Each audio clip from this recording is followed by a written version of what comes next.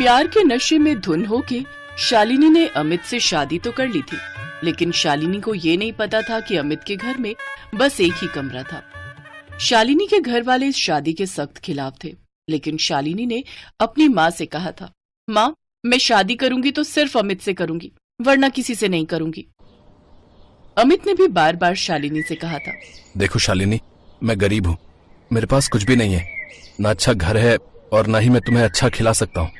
लेकिन शालिनी जिद पर अड़ी थी। कोई बात नहीं, मैं बस तुमसे शादी करना चाहती हूँ, चलो आज ही शादी कर लेते हैं।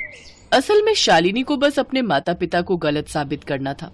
मम्मी पापा मुझे बोलते हैं कि मैं तुम्हारे साथ तुम्हारे घर में नहीं रह पाऊंगी, मुझे उन्हें रह कर दिखाना है। वो सच ही तो कहते हैं शालिनी, तुम्हारे पास सब कुछ है, तुम्हारे हर एक कमरे में एसी है, मेरे पास तो एसी भी नहीं है। प्यार में एसी हो या फैन क्या फर्क पड़ता है, मुझसे शादी कर लो अमित, आज ही शादी कर लो। शालिनी जिद पकड़कर बैठ गई। अमित भी शालिनी से प्यार तो करता ही था। उन दोनों ने शादी कर ली और शालिनी अपना घर छोड़कर अमित के एक कमरे वाले घर में चली गई। उस घर में अमित के माता पिता और 2 बहनें भी रहती थी। अमित ने सभी से कहा, माँ बाबा मैंने शालिनी से शादी कर ली है, आज से वो हमारे साथ ही रहेगी। हाँ सासू माँ, मैं इसी घर में रहूंगी, प्रणाम लीजिए। अमित के माता पिता चिंता में पड़ गए। शालिनी अपनी दोनों ननद के साथ बातें करने लगी और अमित के माता पिता ने अमित को अलग ले जाकर कहा, बेटा ये क्या किया तूने, इतनी गर्मी में शादी, वो भी अमीर लड़की से। तुझे पता तो है ना कि हमारे पास सिर्फ एक ही कमरा है। पता है माँ, लेकिन शालिनी ने ऐसी जिद पकड़ ली कि मैं उसे मना ही नहीं कर पाया। जिद पकड़ ली और तू मान गया? सरला, अब तुम ही तुम्हारे बेटे को समझाओ, पागल हो गया है ये। अमित के माता पिता गुस्सा हो गए। शालिनी वैसे अच्छी लड़की थी, उसे खाना बनाना आता था, घर के कामकाज भी आते थे। शालिनी ने उन दोनों का दिल जीत लिया। उसने सबके लिए खाना बनाया और प्यार से सभी को खाना खिलाया। हरिहर और सरला खुश हो गए। अमित की 2 बहनें भी भाभी की तारीफ करने लगी। वाह भाभी, क्या खाना बनाया आपने। हाँ भाभी, मजा आ गया। शालिनी भी खुश थी, लेकिन प्रॉब्लम तो रात के वक्त शुरू हुई। घर में कमरा एक ही था और फैन भी एक ही था, इसीलिए सभी एक ही कमरे में सोते थे। अमित ने शालिनी से कहा, शालिनी, इसी कमरे में हम सब एक साथ सोते हैं। पूजा और पायल और माँ बिस्तर पर सो जाती हैं, मैं और बाबा नीचे जमीन पर सो जाते हैं। अब हाँ, वो कमरा छोटा है ना, ज्यादा जगह भी तो नहीं है कमरे में। बहू, तुम अमित और पायल बिस्तर पर सो जाओ और हम तीनों नीचे सो जाएंगे। क्यों पूजा? हाँ माँ, मैं नीचे सो जाऊंगी। वो तीनों नीचे सो गए, लेकिन कमरा इतना छोटा था कि बिस्तर रखने के बाद ज्यादा जगह बची ही नहीं थी। वो तीनों एक दूसरे से चिपक कर सो गए और बिस्तर पर शालिनी, अमित और पायल सो गए।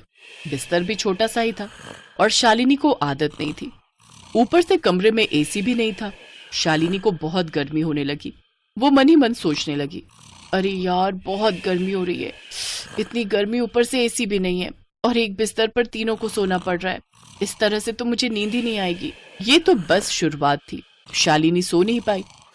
अमीर घर की लाडली बेटी थी वो। सुबह के 10 बजे से पहले उसकी नींद नहीं खुलती थी। वहीं शालिनी 5 बजे उठ गई। सरला ने सोचा, अरे वाह, बहू 5 बजे उठ गई है, बहुत अच्छे संस्कार हैं बहू में। लेकिन शालिनी किस वजह से सुबह उठ गई थी ये किसी को नहीं पता था। धीरे धीरे गर्मी और बढ़ने लगी। तापमान 45 डिग्री तक पहुंच गया। पूरा दिन काम करते करते शालिनी की हालत खराब हो गई। शाम को उसने अमित से कहा, अमित मुझे बहुत गर्मी हो रही है, मैं एक ही कमरे में सबके साथ नहीं सो सकती। ये तो मैंने तुमसे पहले ही कहा था शालिनी, तुम ही नहीं मान रही थी। तो क्या हुआ, अभी मैं तुम्हारी बीवी हूँ, तुम अपने माता पिता को बोलो कहीं और सोने के लिए। नहीं शालिनी, मैं ये नहीं कर सकता। तो फिर मैं भी तुम्हारे साथ नहीं रह सकती। ये बोलकर शालिनी अपने घर चली गई। अमित कुछ कर नहीं पाया, क्या ही करता बेचारा, उसके पास पैसे जो नहीं थे। घर लौटने के बाद शालिनी को भी अपने माता पिता से बहुत उल्टी सीधी बातें सुननी पड़ी। क्यों, कहा था ना मैंने कि तू वहां नहीं रह पाएगी, अब क्या हुआ? लौट क्यों आई यहाँ, रहती उस एक कमरे के घर में। शालिनी का दिल टूट गया। वह दुखी बैठी रही, लेकिन रात को अचानक से इतनी बारिश हुई कि शालिनी के वहां बाढ़ आ गई। कमर तक पानी आ गया, घर रहने के लायक ही नहीं रहा। पापा ये क्या हुआ, अचानक से इतनी बारिश कैसे हुई?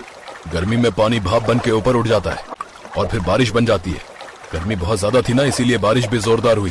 लेकिन अब हम रहेंगे कहाँ? हमारे रिश्तेदार हमसे जलते हैं, वो हमें अपने घर में रहने थोड़ी देंगे। अगर रहने दे भी तो पूरी जिंदगी इसे लेकर ताना मारेंगे। तो क्या हम यहाँ ऐसे मर जाएंगे? नहीं माँ, 2 दिन ससुराल में बिताकर ये तो समझ में आ गया है कि मेरे ससुराल वाले दिल के बहुत अच्छे हैं, वो हमें रहने के लिए जगह दे सकते हैं।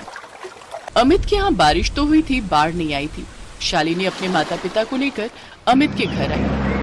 अमित के माता पिता और बहनों ने शालिनी और उसके माता पिता को प्यार से घर के अंदर बुलाया।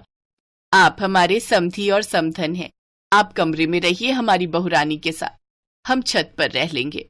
बस कुछ ही दिनों की बात है, हमें ऐसे बहुत शर्म आ रही है, हमारी वजह से आप लोगों को कितनी तकलीफ उठानी पड़ रही है। अब नहीं, आप तो हमारा परिवार हो, परिवार के लिए इतना तो कर ही सकते हैं। आप लोग बहुत अच्छे हो। हमारी बेटी आप लोगों को छोड़कर चली गई थी, उसे माफ कर देना। इसी तरह सब लोग खुशी से उसी एक कमरे में रहने लगे। बाढ़ ठीक हो जाने पर शालिनी के माता पिता तो लौट गए, लेकिन उनका दिल और खुद शालिनी उसी घर में रह गई। कुछ दिन बाद अमित की अच्छी नौकरी लग गई और उसने बड़ा घर बना लिया। उसके बाद सभी खुशी खुशी रहने लगे।